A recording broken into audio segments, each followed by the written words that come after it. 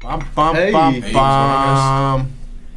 Russell Dorsey. How you guys doing? Chris Webber. Somebody told me Chris Webber would be Hey, Martina. kind of disappointed. A little disappointed. You know, nice to meet you guys. it's funny. When I first started working here, we have Chris Webber, and then we have Steve Stone. Hey. And I'm like, there we go. I didn't. They was not introduced. I'm like, oh my god, Steve Stone does side work for us. Like that's awesome. And then I'm like, oh my god, Chris Webber does side work for us too. That's awesome. And then I meet him, and I'm like, I love you guys. Don't get me wrong, but I'm like, oh. But I'm Are disappointed. you disappointed though? Is it really that bad? No, it's not. It's that that bad. bad. It's not that bad. I've got a long history with Chris Webber. I worked at the NBA. I went to Michigan State. He went to Michigan. Yeah. I used to get fan mail. I used to go to hotels and get like voicemails from girls at the end of the night that thought they tracked him down on the road. I'm like, you think that guy's not using an alias? Right. Come on, girls, be smarter than that. Junior on Facebook, really quickly, he says, before I leave for work, prediction for Breakout Latino Player of the Year. No big names, and go.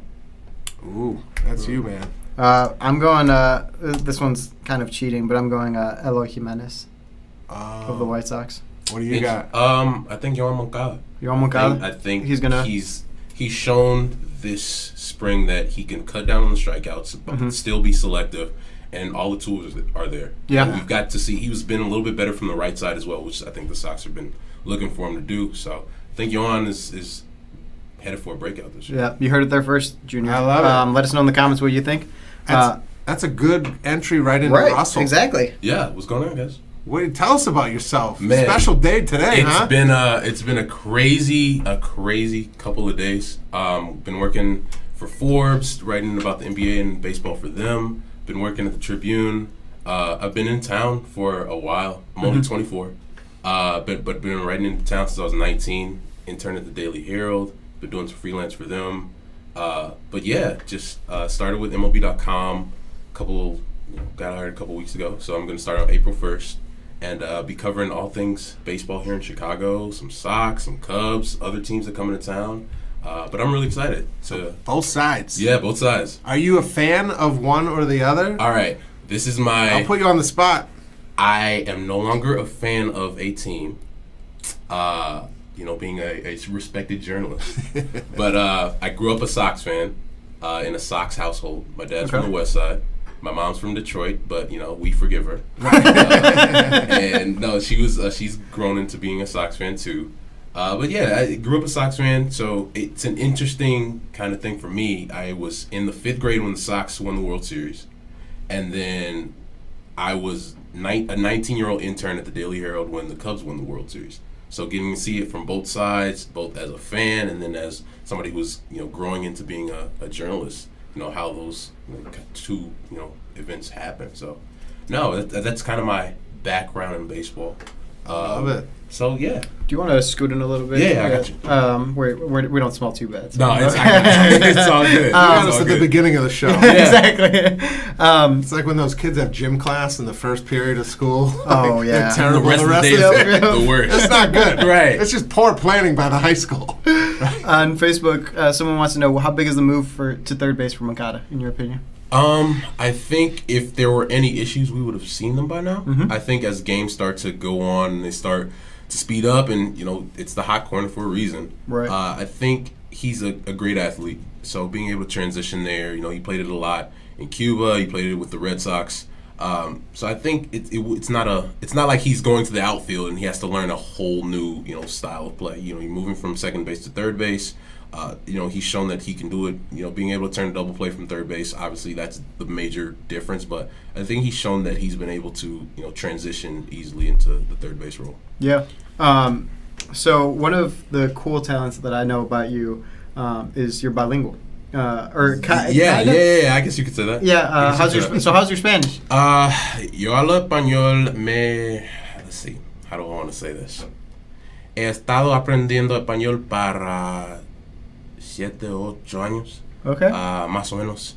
Y, es muy importante para mí como una periodista poder hablar en español y en inglés. Yo quiero los peloteros ser cómodo en una entrevista. Yeah, so that's I speak that's Spanish. very good. Yeah. I think for me, it's always been something that I wanted to do as somebody who, has been watching baseball for a long time. It's like you have a third of Major League Baseball players that speak Spanish, or Latino and from a Spanish-speaking country, and then you have a lot of guys who can't speak English or want to but are learning. And I think for me as a journalist, as all journalists, I think we should at least strive to meet an athlete or a player or whoever we're talking to halfway. Yeah. And for me, when I got into journalism, I'll actually tell you the story about what made me want to learn it more. So I learned Spanish in high school, did the whole honors and AP thing, used none in college. No Spanish in college after doing all of that. And when I started interning at the Daily Herald, I met, I was in the Sox clubhouse and was just chilling before a game. And I saw Jose Abreu in the corner, sitting by himself, quietly. People are interviewing other players and doing sliders and stuff. And Jose, this wealth of knowledge that we've had in town, I feel like we've wasted because people can't talk to him, And so then I'm looking and I'm thinking that, and then Sierra Santos comes over and she's talking to him, and I'm just like, I want to be able to do that. Yeah. And the ability was always there, but it was just, you're nervous, you don't want to say anything incorrectly, and I think for me, whatever I did, whether it was for a long time, I wanted to play shortstop for the Chicago White Sox. Yeah. And then once I started writing, I want to be great at whatever I do. Right. And for me to be a great writer, especially in baseball, I think being able to communicate with every athlete that I interview, not just the ones that speak English, is really important. So what did you have to do to get there, to get to that level, to walk up? And I think you have to get out of your mindset being scared. I think as a young writer, when you interview people that you've seen on TV your entire life, when you meet a Chris Bryant, when you meet a Jose Abreu, when you meet all these guys, it's nerve-wracking. You're just like, oh my gosh, that's Chris Bryant. But at the same time, you're just like, all right, I have a job to do. Right. So I can't be nervous that this is Chris Bryant. This is Chris. I'm Russell. I'm going to ask you some questions. Hopefully we find a common ground and go on about our business, So I think for me, that was the thing that I had to learn. I've always been told that my Spanish is really solid for an American. It is.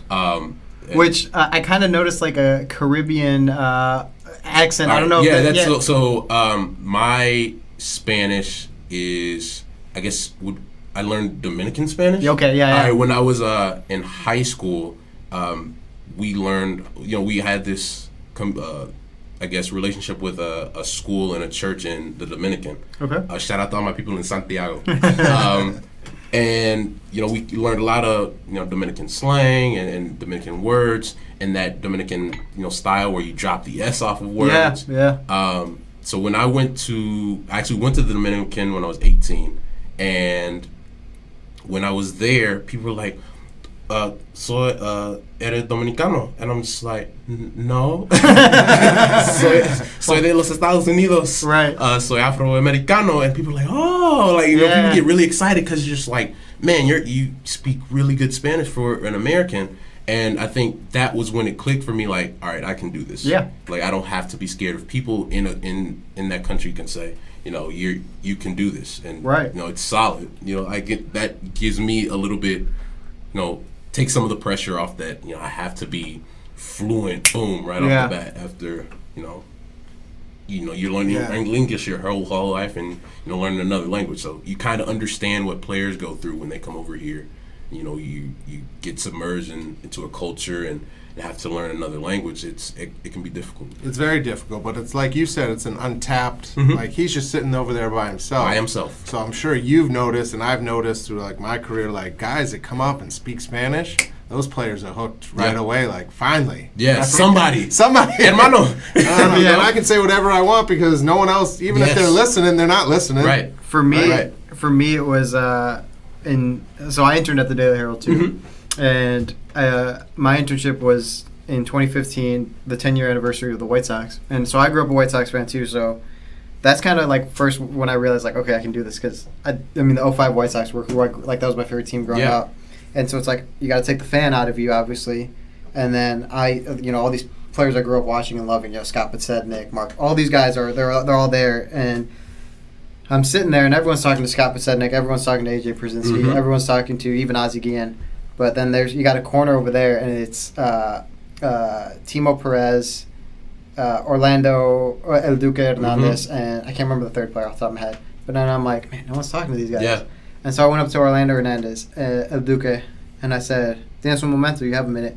And his face kind of was like, "Oh my God, someone's coming to talk to me in Spanish." And I got to talk to him for like 7 or 8 minutes, and it was awesome. It clicks right away. You can tell when it means something when someone can speak to them in their native tongue and get their story. It's something as small as "Cómo te sientes?" Yeah. It's huge. Right. Just asking a guy how he's feeling. Yeah, right. Exactly. Or saying good morning. Mm-hmm. The little things are huge. Yeah. So for a guy that's on the fence that knows both, what's your tactic? Will you go in talking Spanish, give them the option? I usually have a knowledge or a background. All right, who speaks only Spanish? Who speaks some Spanish? Who can speak lots of English but has the background in Spanish? And then from there, I'll say something like, "Puedo hacerte algunas preguntas," or something like that, where I just want to ask a couple of questions, and I take pressure off of them if they want to say, "Yeah, I want to talk." If they don't, that's fine. If a guy speaks both, it's just like I might ask 1 or 2 in English, then slip 1 or 2 in Spanish in there, to in the conversation. So I think that's my, plan of attack when I'm in a clubhouse and kind of asking questions to guys. I like that. It's funny because I do the same thing. Well, I went up to Yomer Sanchez last season, does his interviews in English, and I went to him. I said in Spanish. I said, can I do an interview? And I said, español o inglés, Spanish or English. And he goes, "Oh, español. And I'm like, okay, all right, cool. Now we know. Like whatever you're comfortable with. Right. Yeah. I want to talk in my native. Right. Yeah. Which, looking back, and I'm like, I was kind of dumb to ask. Yeah. But at the same time, you never know. Got nervous. You never know. But it's awesome. Someone on Twitter wants to know, who was your first MLB interview? My first MLB interview was, so I interviewed Dallas Keuchel when I was in college. And then my first Chicago interviews, Robin Ventura was the first manager I ever interviewed one-on-one. And then Tyler Saladino when he was playing for the White Sox. No way. So he went to Oral Roberts, where I went to school in Oklahoma. And I was doing a feature on him. Obviously, I'm from Chicagoland area. So during the summer, I was up here when he got called up. Called the White Sox and was like, "Hey, I'm the sports editor of the newspaper at Oral Roberts. I live in town. Can I, come up and interview Tyler?" And I was like, "Yeah, come to the ballpark and we'll set you up." So Tyler Saladino was the first person I ever interviewed. It's who my first Major League Baseball player to interview was? Tyler Saladino. Hey, no. Swear to God. Go. Swear to God. There we go. My first time. Good guy. Yeah. Well, it's funny. My first time in a Major League clubhouse with the Daily Herald covering the White Sox. Tyler Saladino was his first day called up, so we were probably in that same clubhouse. But I didn't even realize it, and I was so excited. I'm like, oh my God, because I'd covered high school sports my whole life. I said, oh my God, MLB players, they're gonna, because sometimes high school players are hit or miss. You interview them and they might, yes, that was fun, or really short, contrite answers, or they'll be an open book. It's hit or miss. I said MLB players are all gonna be hits. I'm ready. And we go up to Tyler Saladino, and one of the reporters in the scrum asked him, "What's it like to be called up?" And he goes, "It's good." And I'm like, no. Yeah. I'm like, no. Yeah. One word. I'm like, no. You got to pull it out of him. Yeah. That's hysterical, though. I find that so crazy, ironic. Small world, right? I know. He's in Milwaukee now. I might have to. You're up. Yeah. Yeah, I'll be there on Thursday. You'll be up there on Thursday. You might have to pop in. There you and tell go. him. Yeah, I might. I don't know if he's on the Major League team or not. I don't know if he's in AAA. Yeah, I'm not sure. I'll have to look that up. What are you excited about for this year and what you want to cover? Oh man, I think the cool thing for me about this new job with MLB.com, it's a wide range of things I can do. So I won't be assigned to a specific beat all the time. So some weeks I'll be on the north side, some weeks I'll be on the south side, some weeks I'll be in Milwaukee, covering the Brewers, or I'll be covering whatever teams are in town. And I think that's really cool to me because sometimes when you're in a city and you grow up, seeing the Cubs and the White Sox, you can get attached to that. But being able to be open to all the different players in Major League Baseball, like there's so many different stories out there, and so many different young and talented players. We're in a great time in Major League Baseball. Absolutely. With all of the young crop of talent everybody's building. Especially with these three teams, the White Sox, the Cubs, and the Brewers. Right. I'm really excited for so many different things. Just being able to go to the ballpark every day and being ready for something new. I think that is the thing I'm most excited about. I guess as far as a player that I'm really excited to see, obviously Eloy. Yeah. I think we're about to see the best prospect since Frank Thomas. For the White Sox, yeah. For the White Sox. And I think that's really cool for a fan base that's been starving for that since 2005. Yeah. We love Paul Konerko and we love Frank Thomas and we love Scotty Pods and all those guys, Mark Burley. But it's time to get it rolling with the Yohan and Tim Anderson and Eloy and Luis Robert and all those guys. So I'm really excited to see this next wave of Sox prospects kind of take the next step this year. So he's worth the money. Oh yeah, 100%. Right? 100%. Yeah. Might have gotten them on the cheap. I think so. When you think about it. Yeah, I think a lot of that happens a lot. Yeah. Like when people don't realize a couple years into a deal, like, wow, they don't got to worry about arbitration. Yeah. Or that first couple years of free agency. Free agency. He'll be hitting his all-star, all-league team. In the short term, it might be a loss for the White Sox and a win for him, but I think in the long run, he might have gotten underpaid. Yeah. When you were talking about Abreu kind of just sitting there and it kind of struck you in the head like we're kind of wasting his availability. Yeah. Is that something that you're passionate about with the Latino guys? I think getting their stories out more? I think that's one reason I love what you guys do. Because you look for that.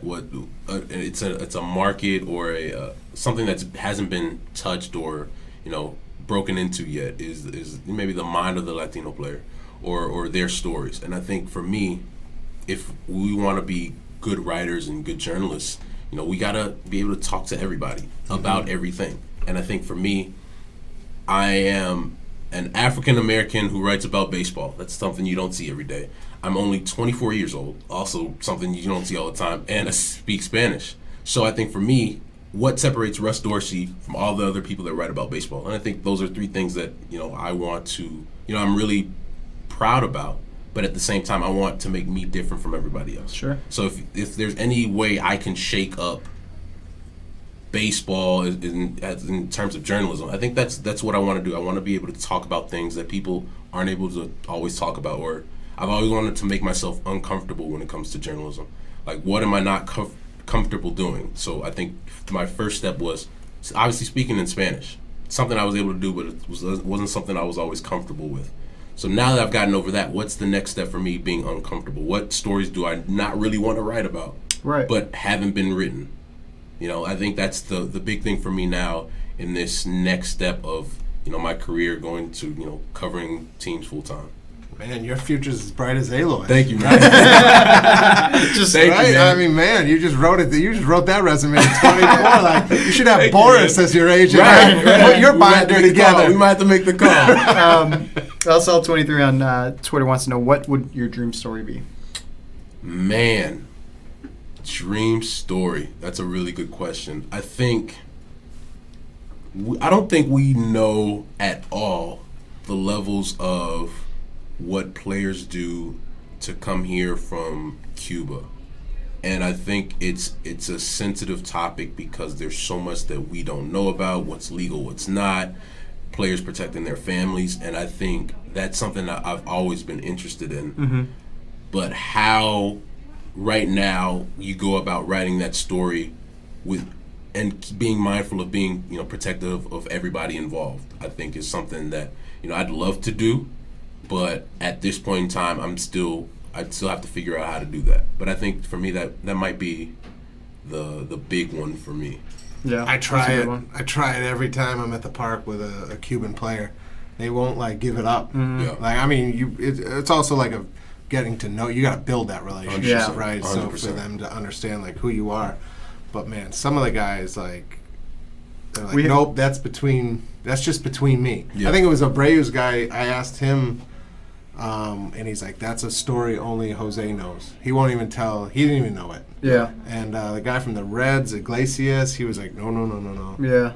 And then the guy from the White Sox, who's Machado's brother-in-law. Yonder. He actually told me the story of his. He got woken up, and he was 12 years old. And the dad and the mom was like, "All right, we're packing up. We're out of here." He goes, "Bring them." He goes, "I just remember them saying, bring your baseball glove." Oh my God. That's what's important. That's what's Get in, important. let's go. Yeah, but then older guys have told us. I think it was Contreras told us he walked across dressed in a skirt and a wig. Walked across like the border and dressed as a female. Yeah. So those stories. It's crazy. What's crazy is those guys, you're guaranteed an incredible story of their journey. Yeah. Right. Whereas like the American guys, like sure, it's like hit or miss, but like those guys, what they endured, it's always there. It's always there. Yeah. And they love to talk about Yeah. it. You know, because they remember where they came from and how they struggled. Yeah. It's one of my favorite things talking to all these players, or I shouldn't say favorite because it gives a positive connotation, but one of the more interesting things in talking to all these players is that, you know, the loneliness that the players feel. And it's hard, I think it's hard for a lot of people to realize, you know, what it's like when you're 17, 18 years old, even like 16 sometimes, and you're thrown into a foreign country by yourself and there's no one to talk to and you're in the middle of nowhere. Because, you know, you're not, when you sign, you might sign for the Cubs or the Dodgers or the Yankees or someone, but you're not in New York, you're not in Chicago, you might be in Greensboro, North Carolina, Alabama. Yeah, and it's You don't know anything. Yeah, it's a culture shock for sure, and that's always what's interesting to me. I got a story on that coming up like next week, video story about guys struggling. That's the number one thing, learning the language. Yeah. And they all come and they all tell the stories about like, you know, McDonald's. I just put the number up. Yeah. And then they say something and I say, see. And I have no idea what they're saying.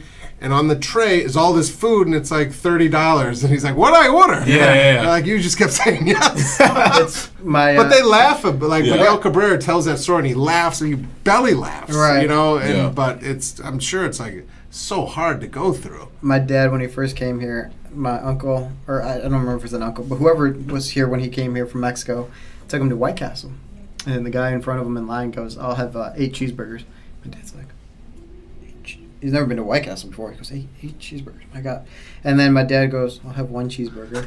And my uncle just like laughs. And he goes, "Give me 8." And my uncle, and so then they get their food. My uncle pulls out his 1 cheeseburger, gives it to my dad. You know, the little burger. And he's like, "Oh, okay, that makes sense." I get it. Makes sense now. That's great. But it's things like that, you know, you just don't, like, I mean, how would you know? You know, how would you know? And luckily my dad had, you know, the uncle or whoever it was.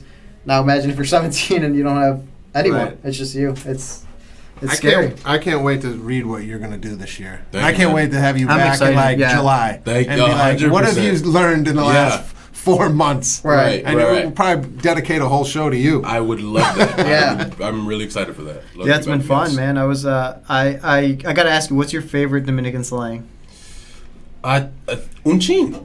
Un chin? To say like something small or un poquito in other Spanish, just like un chin.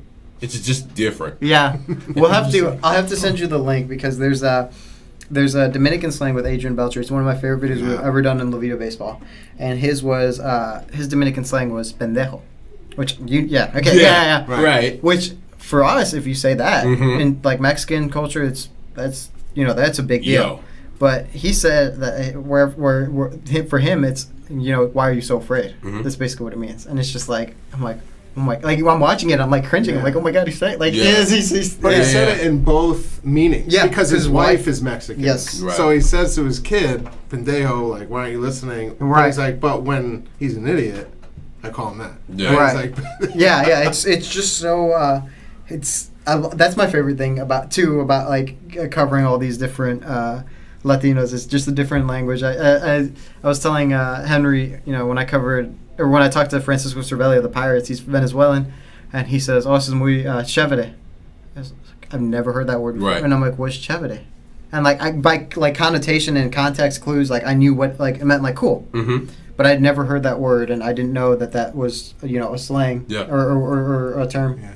And I think that's for me is the hardest thing. I think Spanish. you're right. It's there's sometimes you're talking to a guy and you're just like, I have no clue what that means. Yeah. I'm just gonna roll with Right. it. When I go and listen back and listen to context, and maybe I'll type it in and see what, and there you go. Yeah. But I think, you know, that might be the difficult part for me. Is just like, all right, a guy from Venezuela or Cuba or the Dominican. There's so many different styles and words that mean different things, or some that you say over here that they don't even use in different places. So I think that's the cool and scary part about the language, but I think that is the cool thing about language. What do you think is the hardest dialect to understand, or do you think you still need some time to kind of determine that? Well, for me, growing in Spanish with listening to Dominicans speak, I think that that one's not hard for me. Sure. I think maybe Cubans. Oh yeah. Because there's definitely a pace. There's already a pace to Spanish, but there's even more so. Mm-hmm. Maybe Cuban Spanish. Yeah, I agree. Yeah, Cubans. Sometimes when I'm talking to Cubans, I'm like, sure. I don't know what you just said, but sure.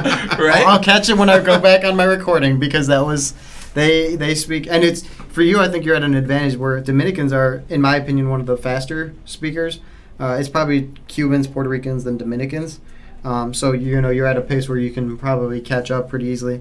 But for me, where Mexicans are a little bit slower compared to those other, it's hard. It's definitely it's like you gotta like prep yourself, and I have to prep myself and be like, okay, he's gonna speak this fast. All right, let's go. I'm ready. But it's 100%. Yeah. I've heard Colombian. I have not talked to too many Colombians, but Colombians are some of the easiest. Yeah. So that'll be my tip for you. Go. Yeah. That's great. Well, thanks for your time, man. Before you go, what are you going to do for opening day? Man, I have no clue. it's first day. It's been a wild, kind of 2 weeks. I'm looking for apartments, and just kind of trying to meet people and learn, everything I need to know before the season starts. And where are you gonna find in between Wrigley and Guaranteed? What's the man? I've been hearing good things about Ravenswood. Okay. In Uptown and Bucktown and maybe Hyde Park on the south side, and we'll see, man. It's cool being from the Chicagoland area and being able to tell the folks, hey, I need a place to stay. Look for an apartment and all these things. But now it's been a lot of fun. That's good. That's great. Well, we gotta have him back on for sure. 100%. Especially after the season, once you got some more stories. I'm excited. Yeah, 100%. We'll lead with Spanish every time. Those guys that eyes light up. Yeah. We'll have plenty. You'll have plenty of good stories for us, and I think it'll be fun. We look forward to reading your stuff, man. Thank you, guys. We'll be regular contributors. Well, readers, not readers. Contributors. Yeah. Comments. There we go. Comments. Appreciate all the love. Appreciate it. All right, Russ Dorsey. Russ, you go by Russ or Russell? I've heard worse, but both you are said good. Russ. Russ Dorsey is cool. Okay. My mom calls me Russell, so that's always cool. If you want to do that, that's cool as well. But Russ just call me. Yeah, just call me. So you're not like me, where like I'm Andres Martinez. When I got called Andres, I knew I was in trouble. It's like, yeah. Yeah. When you hear Russell Robert in the Dorsey household, okay. It's going down. Yeah, okay. Yeah. It's going down. The full name is only used when you are in trouble. Yes. I love it. Well, thank you, man. Yeah. Thanks, guys. Good luck. Good luck. It. Keep smiling. This guy's 100%. future is bright. Yeah, awesome. Bright, and we can't wait to follow. Thanks, guys. Thank you. Have a good day.